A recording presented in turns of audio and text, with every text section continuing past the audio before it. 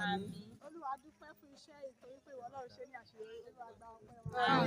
Olúwa ìgbà tí iṣẹ́ yóò bá jáde lọ́jọ́ ọ̀la àgbáyé jáde. Jésù iṣẹ́ ìmájò dé gbèsè. Nílá àbẹ̀ ní kó dé jẹ̀bọ̀ lórúkọ. Jésù lọ. Àmín lórúkọ Jésù.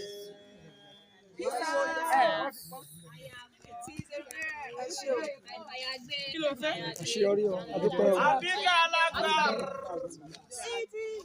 Ẹ bá mi fi gbọ́ fún ẹ jáde. Mr. Rapper. Adúpẹ́ lọ́wọ́ náà. Elédùmarè ti gba gbogbo ògo. Agbeke Alagbara.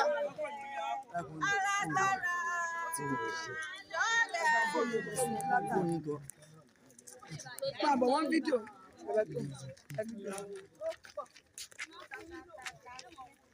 Agbeke Alagbara ní sẹ́.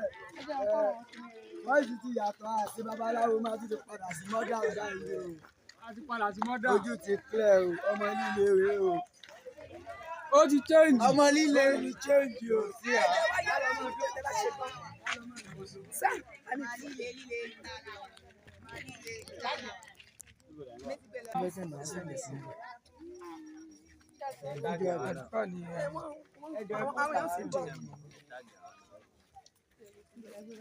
Ẹ jẹ́ kó fún wa ní àdúrà. Ẹ fún wa ní àdúrà, ẹ fún wa ní àdúrà. Àmín. Bí wọ́n ṣe tí bá jókòó lè wí, ṣé wọ́n bá jókòó lè wí tó ti wá sí. Àwọn gbàdúrà ní pẹ̀lú ọ̀gá ìdán. Ṣé báyìí kí ni kò ń ṣe kò ṣe pẹ̀lú. Ṣé báyìí ṣe báyìí ṣe báyìí ṣe báyìí. The rap on this. The rap on Agbeke Alagbara. Alhamdulillah for the aláṣeyọrí. Loser for the loser. Ó wà à ń balance ẹni o. Ó dẹ̀ wọ́n gbélé wà wá ń gbà yẹn. Olùdágbélé wòran nìyẹn. Ọlọ́run ṣe o, Ọlọ́run ṣe o.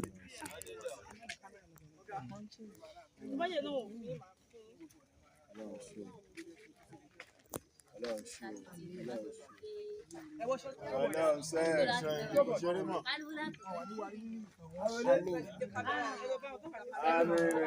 Agbeke Alagbara.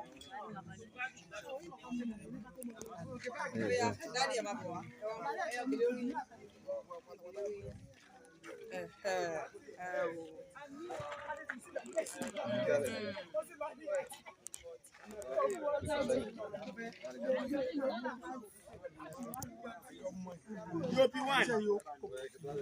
Bọ̀dá Wálé. DOP one. Orúkọ yín sà.